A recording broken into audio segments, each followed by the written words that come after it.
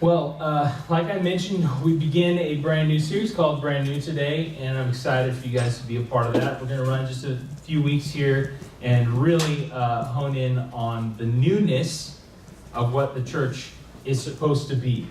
And so we'll kind of get into that in a minute. But today, I just want to talk to you a few minutes about just how we started as a church. And we started with a mission and a vision to be a little bit different than what we had experienced maybe, or what we had grown up with, or what we were seeing around town, we were seeing around our cities, and we were seeing around our country in general. And we still are a part of a general revolution of how to do or how to be the church a little bit differently. And we're one small portion of that. We're one small little piece of what God's doing in a kind of a massive way across the globe in our current, generation and the generation to come. And so I want to talk to you just about that a little bit. Now, church has been changing for centuries. I mean, since it was instituted, since the first century, the idea of church has been just changing, and the message has stayed the same for most of it. There was some time in history where we got a little off track, but for the most part, the message has stayed the same. And the method in which we've used to communicate, or the methods in which we've used to get that message out there, has changed drastically. That's why we have things like electricity, right? The method changed when we got electricity. The method changed when the internet started. The method changed when someone decided, hey, we could make lights look cool and colorful. The methods change over time because you have new abilities, new opportunities, new ways to do that. In fact, when you see a lot of people kind of, you're on social media, that's not going to be good right there. Let's not do that. When you're kind of browsing through Instagram or Facebook and you see people kind of bragging on their church, most of the time you don't see pulpits or people in suits and ties anymore, or choirs, even though that was fairly popular at one point, and it still is in some traditions. But you'll see it'll look more like a concert, or it'll look more like a group of people hanging out, or a dinner party, or different things of that nature, or just a party at a park. It just looks different than it used to. And there's a reason for that, because things have changed, culture has changed, and all that kind of stuff. There was actually a transition period for a long time that said, okay, things are changing, so we have this traditional way of doing things, and people seem to like that, and we don't want to mess that up, so what we're going to do is we're going to create a traditional kind of opportunity or service, and then we're going to create a more, you remember the terms, contemporary, right, service. And so we'll offer something different, and so we have two different kinds of crowds coming, depending on what they're attracted to, what they like. And so that was kind of transitionary time, and a lot of churches are still doing that. But as that traditional group gets older, they start to phase that out, or move it to Sunday evening, or do something smaller and continue building that other part. It's just part of the nature of change and what happens. It's just what happens. And perhaps you experienced some of that. Perhaps you experienced some of the disappointment of some of the things that you really liked went away. And it was hard for you, because that thing that you really liked was what drew you in the first place to hear the message, and then all of a sudden the method started changing, and you were like, I don't know if I still connect with this. But the message was the same. It was just that the method started changing, and you were not sure so much about that. It's happening a lot in our culture as well. But, it used to be that the preacher had to wear a tie. Thankfully, I never worked in a church where that was true for me, because I do not like ties. Okay, I don't know if you know that about me, but I'm just kind of every day. Like, I just kind of dress the same kind of stuff every day. I don't like dress up unless I'm going to a wedding or a funeral. And so I have a suit that I call a Marion Variant suit, and that's it. Like, I don't wear it for anything else. That's just what it is for. It's hanging in the closet. I think it needs to be tailored. So it's just, things change. And I'm glad that I was able to be a part of several churches who are trying to do things just a little bit differently. And that's not new for you. You've been to several churches, and you know that kind of deal. You understand that kind of deal. But we still have a problem when it comes to church culture. Despite all those methods changing and everything, there's a mindset that hasn't changed for most of us Jesus followers, most of us Christians, most of us church people. There's a mindset issue that we have not changed. And the thing is, we've been bringing in something from the past, like long time ago past, that was never meant to be brought into the church. We've been bringing a mindset into the church that it was never meant. Jesus never meant for that mindset to come into the church, and we brought it, and we revived it from something even older than the church. See, if you really want to know what a church should look like, just look around. Not at the lights, not at the drapes, not at the seats, not at the technology, not at the donuts. Look at the people, because the church is simply people. Simply a gathering of people with a common interest, a common goal, to seek Jesus. And in our lifetime, there's been a major revolution in how that's looked, the form, function, the approach. And you've been a part of that. But like I said, unfortunately, we've brought something from the past. It was never meant to be brought. In fact, we still hold on to things that hold us back. We still hold on to things that hold us back. And if this is your first time in church for a while, or this is your first time ever, or this is your first time here at this church, this is a great day for you to be here because you're going to kind of get to see behind the curtain a little bit. And we'll address some of the things and some of the thinking that has kept you away from church for so long. And you may discover that the most important things, the things you resist about church, are things the church should have resisted. The things that you resist about church, some of those things are the things the church should have resisted and did not. And when you reduce church to its irreducible minimum, when you think about it, when you just take away all the clutter and all the other stuff that you think about, if you reduce it to its irreducible minimum, the church is a community of people who follow the teaching of a man sent from God to explain God and to clear the path to God. Jesus. We simply follow Jesus. That is a gathering of people that follows Jesus. That's the church at its irreducible minimum. Okay? And it was amazing because the application of what he said and what he preached and what he did was very simple, yet hard to do. It was this: love God, love one another, and love your enemy. Love God, love one another, and love your enemy.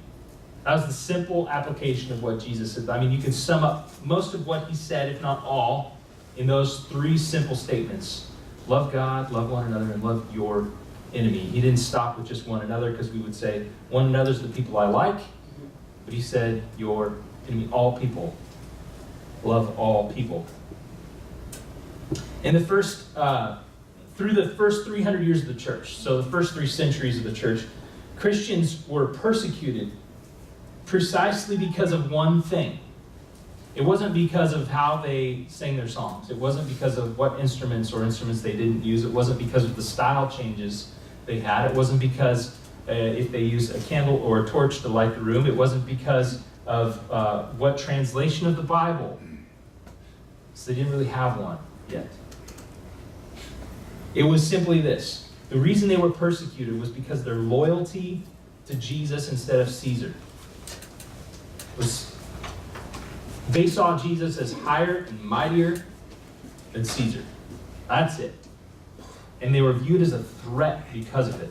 And because of that, there were lies created about them. And there were some misunderstandings mixed with some lies and some false propaganda that created persecution, widespread persecution of the church. They said things, crazy things. They said, like, Christians displeased the gods because of their worship of Jesus. They said that Christians drank blood and ate children. And I understand the drink blood part because of the communion and because, Jesus said, this is my blood, drink it, remember me, this is my body, it's broken for you, remember me, eat this. I understand some of the misunderstanding of that, but 8 children, that's just out there. But if you go look at some of the writings from those early Christians, if you go look at Josephus and some historians and people, they're going to tell you what the Christians were accused of in their day. And that was some of it. Wouldn't it be great, all right, just dream with me for a second, wouldn't it be great if the only reason people in our day didn't like Christians is because they had a fierce loyalty to Jesus? That's not the reality of where we live, though, is it? People don't like Christians for all kinds of reasons, but it's not that. All kinds of reasons, but it's not that. But it should be. If they're not going to like us, it should be because we have a fierce loyalty to Jesus. That's why the early church was persecuted. They refused to bow down to Caesar. And they said, nope, Jesus is it. Caesar's not my God. In fact, even at Jesus' trial, okay, Jewish people, chanted something. And they chanted something they didn't really believe, but they just wanted to get him killed. They chanted, "We have no king but Caesar." They didn't believe that. They just wanted to get him killed and out of the way because they thought he was a threat to their way of life. See, Pilate called Jesus King of the Jews, and they thought that was offensive, so they said, no, Caesar's our king. But that is offensive on a whole nother level. Here's the thing. See, if we gather and if we learn and if we apply the teachings of Jesus, like love God, love each other, love our enemy, it should make our life better and it should make us better at life, right? And who wouldn't want their life to be better and to be better at life? Who wouldn't want that? I heard a story about a pastor touring a facility in Asia, and he's there on a trip with his son. They're looking at these manufacturing facilities. It's kind of an offshoot traveling thing of a mission trip they were on. And he's touring the facilities, and they've got this intern who's from Asia walking with them to learn how to do the tours. And at the end of the tour guide opens up the floor and says, does anybody have any questions about our facility or about what we do? And the intern says, I have a question. It's okay if I ask a question in her best English? And they say, yeah, go ahead. And she says, my question is for you, Pastor. You're a pastor, right? He's like, yeah. You're from America, right? Yeah. And she's like, I have been learning, and I've started following Jesus, and I've heard that there's churches like on every corner in America. He's like, yeah, pretty much. Yeah. So you can get to one wherever you are, any city, any state, wherever, you can find one or five. Okay? It's going to be easy for you to find a church if you want to find a church. She says, but I also heard that, like, people don't go. And she's like, I just can't imagine having that opportunity and not wanting to go. And he's like, I don't know how to explain this to you. You know, you kind of have to learn American culture, American history, but she just couldn't wrap her mind around. And she said, I mean, it makes you better at life, right? And he said, yeah, that's right. See, when you have something in abundance or the opportunity in abundance, there's no scarcity. Scarcity creates interest, doesn't it? When you have scarcity, it creates value, doesn't it? In the minds of people.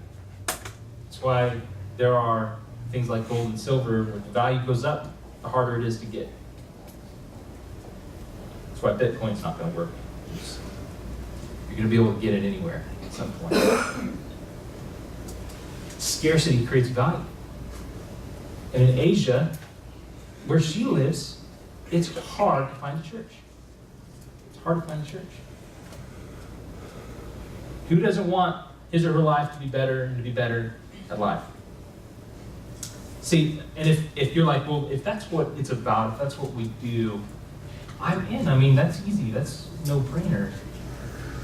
But that hasn't been your experience in a lot of times. It certainly hasn't been what you've seen and what you've experienced in your past. And so it's hard for you to kind of think that way, because we still have some things that we've brought from the past that were never meant to be brought into the church. But here's the thing. Something happened. And we have to kind of look at what that was.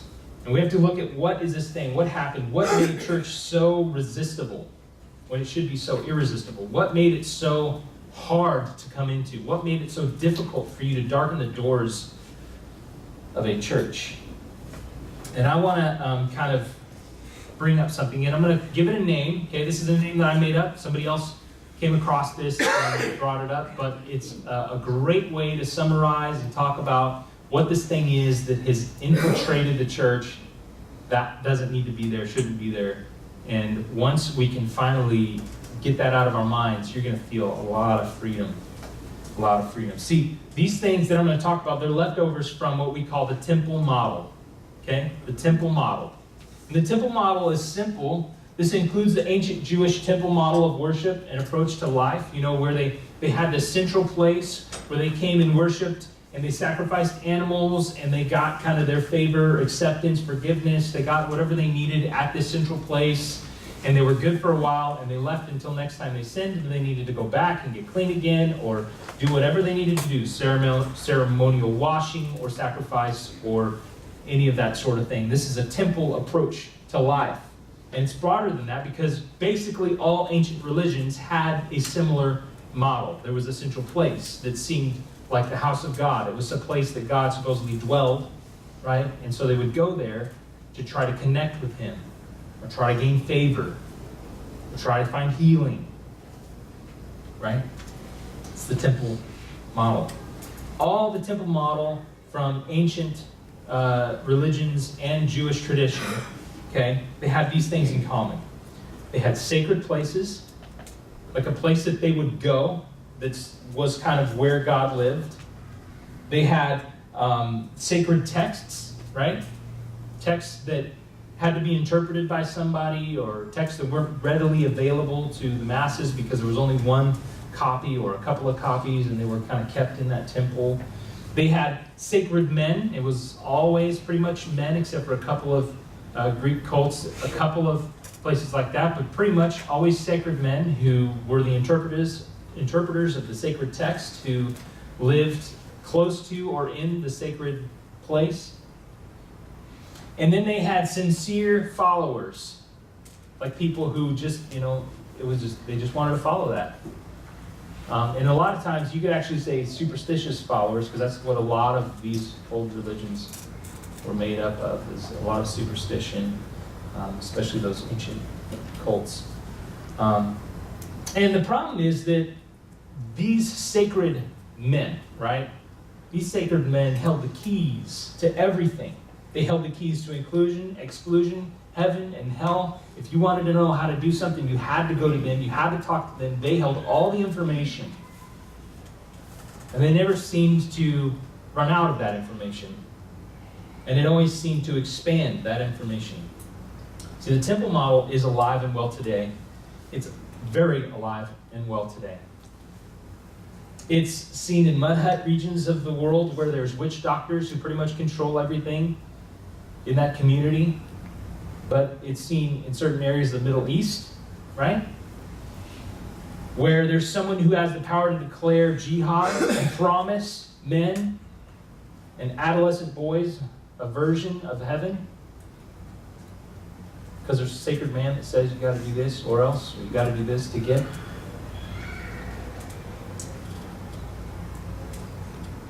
But that is not what God intended, is it? It's not what Jesus introduced, is it?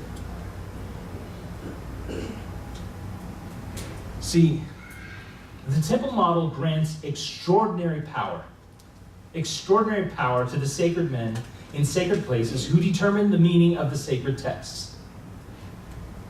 They have all the power. They can say whatever they want, even if it goes against the text. No one's going to know because it's in some language no one else can read, or they're the ones who have the revelation about it, or they're the ones who know all the information about it. And so they have all the control, and they can manipulate the masses in any way that they want. And this is not, again, what Jesus had in mind when he instituted the church. And if you look at me and you say, isn't that what we do here? Like, isn't that what church is? I understand why you would say that. But that's not what Jesus intended when he instituted the church. The arrival of Jesus signaled an end to the temple model. An end to the temple model. And the beginning of something entirely new. Can you say that with me? Entirely new. And some of you are like, entirely new? I mean, there's a whole Old Testament. But yes, I know. The Old Testament is like a cocoon. It's like a cocoon. And it's valuable.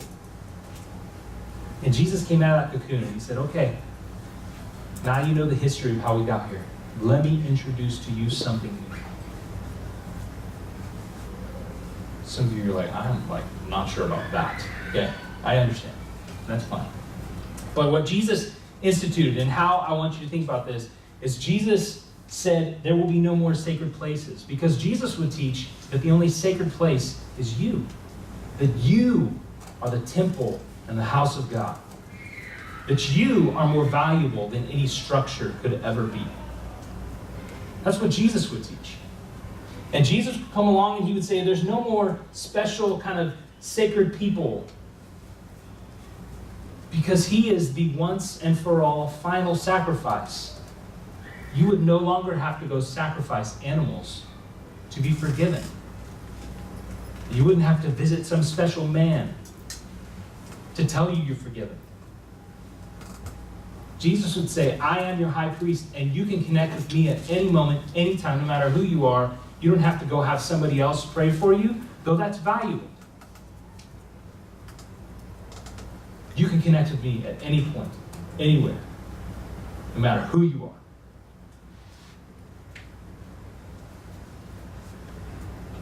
Jesus instituted something brand new. And here's some of the things. I'm going to give you a few categories of things that he introduced that were very new, okay? And you're going to start saying, okay, I kind of see that. I know there's some tension in some of you. Jesus predicted a new movement. A brand new movement. See, he was with some of his disciples, and he was asking them some questions, and he said, who do people say that I am? Who do people say that I am? Like, tell me, who are the, when you go out in the community, and we're out, we're doing stuff, and we're feeding people, and I'm healing people and stuff, when we're talking, and you're talking to people in the crowd, who do they say that I am? What's the consensus? And there's a few things that kind of come up, and then Matthew 16:18. Matthew 16, Peter tells him, no, you're it. You're like the Messiah. You're the guy. You're the one we've been waiting for. And 16:18, he says this, and I tell you that you are Peter. He kind of changed his name there. You're Peter. And on this rock, I will build my church. On this rock, I will build my church. On this statement, on this thing that you just said about me, I will build everything. This is who I am. You're right. I'm going to build everything on that. Now, here's the problem with this verse. The problem is we have this word church at the end of that. And so we start labeling this thing that we do church. The problem is that was not actually a word in the original language. The first English translation by William Tyndale did not have church. See, the word there is ecclesia, which means gathering or community. Okay? And when he translated to English, he kept that word, gathering. He said, on this I will build my gathering. And then the powers that be and the church at that time decided, no, that's not, that gets away from what we've structured here.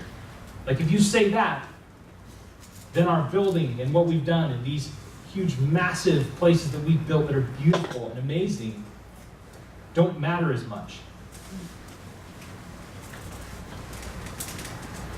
And so we want to use something different. You can't use that in the English Bible. And so they borrowed from the German language a word Kirche, which means house of God. And they inserted it there. And William Tyndale was burned at the stake. Because he was trying to get rid of something that was never meant to be there. The idea that the church is simply a building or a place. You see, that's not what the intent was. He was burned at the stake for trying to introduce that or reintroduce that. So we have an English translation of a German word that has made its way in to our English Bibles, and we understand it in a way that is colored not the way that Jesus intended it to be. Ecclesia A gathering is not meant to be a building or a place. It's meant to be a people. We say it like this: church is a people you know, not a place you go. The second thing that I want to tell you about is Jesus instituted a new covenant, a new arrangement, a new agreement with the people. See, there was an old covenant, right? There was a covenant made with Moses, between Moses and God, and the people that would follow him. And Jesus, in doing so, Jesus institutes a new covenant, and in doing so, he declared an end to the old covenant. You're saying, okay, the old is gone, the new has come. Here's what I say to you. In Luke 22, verse 20, he says this: in the same way, after the support, he took the cup. He's talking about, with his followers, he's going to do a little ceremony here. He's going to take a cup that they see is related to something else, and he's going to introduce something new with it. This cup is the new covenant of my blood, which is poured out for you. Which is poured out for you. I am the final sacrifice, he would say. I'm the final sacrifice for all mankind.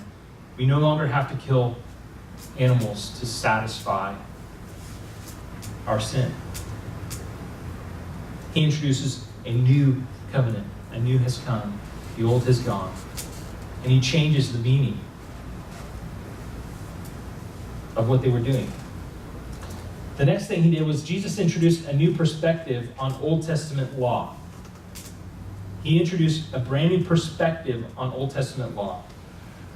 And Jesus in Matthew 5, verse 17, he says this: do not think that I have come to abolish the law or the prophets. I haven't come to get rid of them or abolish them. I have not come to abolish them, but to fulfill them. In other words, Jesus claimed all of the Old Testament and all of the law and all the prophets and everything they said was leading to him. It was all leading to him. Everything they said, everything they did, all the stuff, all the stories, all that stuff, all the stuff that's kind of ugly, that you're like, what do we do with this? All of it had to happen so that we could get to Jesus. The old has gone. The new has come. And Jesus instituted a new movement-defining ethic. So you say, okay, so you got to have some guidelines. You've got to have some sort of, hey, if you say, okay, the old is completed, the Old Testament is completed, then what do I do with like all the Ten Commandments and all the other stuff and all that stuff? What do I do with that? Well, Jesus says, well, actually, I raised the bar. I raised the bar. See, he instituted that. And Jews were known by their circumcision, okay? Customs, traditions, diet, Sabbath, feasts, celebrations, and dedication to the temple. They were known by all this stuff. Then Jesus, he creates a gathering, and they would be marked by something else. And toward the end, he gathered the 12 of his disciples, and he said to them in John 13, verse 34, a new command I give you, love one another. As I have loved you, so you must love one another. And I love that because what does that mean? As I have loved you, and as I will love you, love one another. That means love one another to the point of death. To the point of death. To the point of absolute betrayal. Love one another that much. Verse 35, by this, everyone will know that you are my disciples if you love one another. Jesus also said, if you're in line at the temple, like to do your sacrifice, okay? He's talking to his contemporaries before he's died, before he's completed everything. He's saying, listen, if you go and you're about to do your tradition thing, you're about to go give your sacrifice, and you realize that you have wronged someone or you are out of sync with someone, leave your sacrifice. God can wait. Go fix that relationship. Go fix that relationship. He had a new movement-defining ethic that was different from what had been before. See, the old would say, I'm sorry, I can't deal with you because I've got to go deal with God. That's what the old would say. Jesus would say, God's with you all the time, and he can wait. Fix that. Fix that. Go say sorry. And Jesus gave a new meaning to Passover. You remember Passover. It's that celebration they have where they celebrate, Jewish people would celebrate that the angel of death passed over their doorframes when they were in Egypt, right? And killed the firstborn of all the Egyptian people or anybody who didn't have the blood on the doorframe. So the angel of death passed over. So they have this celebration to commemorate that every single year. And they're having this celebration, and Jesus is there, and they're celebrating. They're Jewish guys, okay? So they've got to celebrate this. And Jesus is there, and he took the bread, which would be used for something else. It's part of the celebration. He took the bread, he gave thanks, and he broke it, and gave it to them, saying, "This is my body given for you." In other words, forget about all the other stuff we usually talk about on Passover. I'm going to talk about me now. This is my body given for you. Do this in remembrance of me.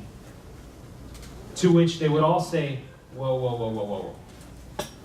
This is something where we remember like a thing between like God and his people, and you're trying to insert yourself there, and that's just, see, for us, it's just like, okay, it sounds cool, that's great, all right, I understand, sort of, you know, I'll read through that, that makes sense to me. But for them, it was extremely offensive. For a Jewish person, this would be so offensive for someone to do that. For someone to insert themselves almost as more important than what their history was. See, it would be kind of like, you guys remember Billy Graham recently passed away, remember that? Remember how, I mean, he was such a huge figure in Christianity in America and across the globe. He did so many things, right? We all at least know the name, or at least respect him on some level for something. Many of us are like, wow, he was a great man, right?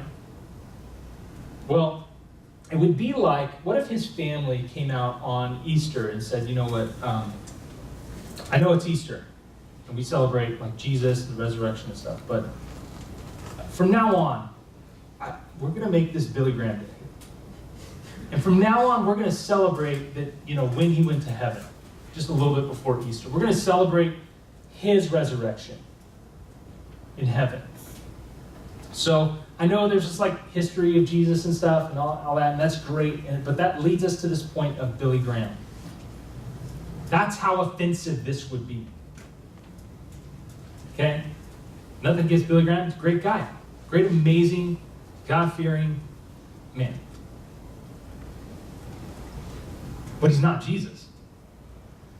To the Jewish people, they would say, Jesus, you're a great God. I mean, you heal people. You clearly got some kind of connection with God, but come on, man. Come on. He's saying, no, you don't understand. God is pointing to me. I'm the Son of God. I am God. All that history is leading up to this point. And I am defining something new.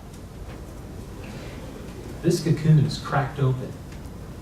And you're seeing what's new. Respect and honor the past. But don't drag everything from it into what I'm doing now. See, the arrival of Jesus signaled an end to the temple model and the beginning of something entirely new. See, the temple model would say something like this: don't kill your neighbor. The Jesus model would say, you gotta love your enemy. It's a higher standard than don't kill your neighbor. You gotta love them. Not only don't kill them, but love them. I'm trying to teach my son Eli, you know, every once in a while he gets a little frustrated. He's 3, okay? He's almost 4. He gets frustrated. He has a hard time communicating all his feelings sometimes. Most of the time when he wants to communicate his feelings is very loud, okay? And he recently punched Josiah in the shoulder or something, and so I'm trying to explain to him, hey, Eli, listen, I understand you're frustrated. What I want you to do when you're frustrated is give him like a really big hug. Give him a really big hug. And he's like, that doesn't make any sense. I'm like, exactly, but I want you to learn that when you have a problem with someone, like, you gotta try to love them. Even when you have an issue, even when you're mad, even when you're angry. Like, take that out and just go, oh, love you. You know, like just try to get that in you. And as hard as that is, I think that's how Jesus intended us to be. See, I think we're going to learn a lot in this series. I hope that this is information that is helpful to you. It's probably new for a lot of us because we have brought in this idea that church is a sacred place you go. So you listen to someone talk through a sacred text who's hopefully some kind of sacred person, and so that we could live our lives like a sincere follower of Jesus. And I understand all that, and I get all that, but you have the opportunity in front of you to have the texts that we have. You have the opportunity to explore those beyond what I can tell you. I'm just like you. If you know me, I'm just like you. I'm not like special anything. I'm just like you. And I'm trying to discover and follow Jesus the best that I can. And there's nothing special about these walls, obviously. We even try to hide them. Okay? There's nothing special about the place in which we meet. There's nothing special about any of that. What's special is you. What's special is that you are the house of God. If you follow Jesus, He lives in you. And when the house of God comes together as a gathering, that's the best description of church I can find. When we love one another, we worship God, and we love our enemies. Let's pray. Father, we thank you that we can discover and we can grow in our understanding of what you have instituted, what you really meant for the church to be. You didn't just mean for us to hang out in a certain place during a certain time and listen to certain things. You meant for us to be a real, organic family, a gathering that loves you, seeks you, and responds to your challenge to us. To love you, to love one another, to love our enemies. Thank you for preserving these texts. Thank you for allowing us a peek into history, your story. Father, just help us to do the best we can with what you've given us today in our context. And help us to leave out the old and grab on to the new. Because what you created was brand new. In Jesus' name we pray. Amen. We're going to continue this series next week. God bless you. We'll see you then. And if you want to come down and have any questions for next, come see me right down front here. God bless you.